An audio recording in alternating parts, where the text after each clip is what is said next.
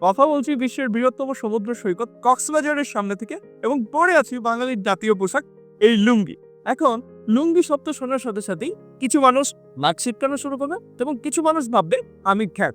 আমি বুঝি না নিজের দেশের জাতীয় পোশাক পরাতে এত কেন লজ্জা এবং এই কেন ফ্যাত ভাবা।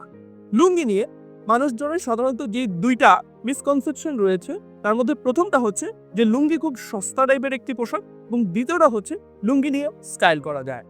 প্রথমটা যেটা হচ্ছে লুঙ্গি নাকি খুব সস্তা পোশাক, তাদের জন্য আমি বলতে চাই একটি ভালো মানের লুঙ্গির দাম আমাদের সাধারণ কেনা দুইটা প্যান্টের দামের থেকেও বেশি হয়। দ্বিতীয় কথা, লুঙ্গি নিয়ে নাকি স্টাইল করা যায়। ভাই, আপনাকে কে বলেছে আপনি লাল নীল সবুজ কালারের লুঙ্গি পরেন? আপনি যদি আপনার স্টাইলিং সেন্স থেকে ভালো একটি লুঙ্গি পরতে পারেন তাহলে অবশ্যই আপনাকে স্টাইলিশ দেখাবে। এখন কথা হচ্ছে আমাদের দেশে অনেকেই রয়েছে যারা লুঙ্গি পরতে পারেন না এবং তারা এখন বলবে শান রাতের বেলা লুঙ্গি পরে ঘুমালেও সকালবেলা আর লুঙ্গি খুঁজেই পাওয়া যায় না। তাদেরকে বলবো ভাই একটু চেষ্টা করে যান, তাহলে দেখবেন যে আপনি একদিন ঠিকঠাক লুঙ্গি পরা শিখে যাবেন। এবং লুঙ্গি নিয়ে কথা বলতে গেলে বলতে হয় লুঙ্গি খুবই আরামদায়ক এবং স্বাস্থ্যকর একটি পোশাক। তাই লুঙ্গি হয়ে ওঠো আমাদের প্রতিদিনের জীবনের সঙ্গী।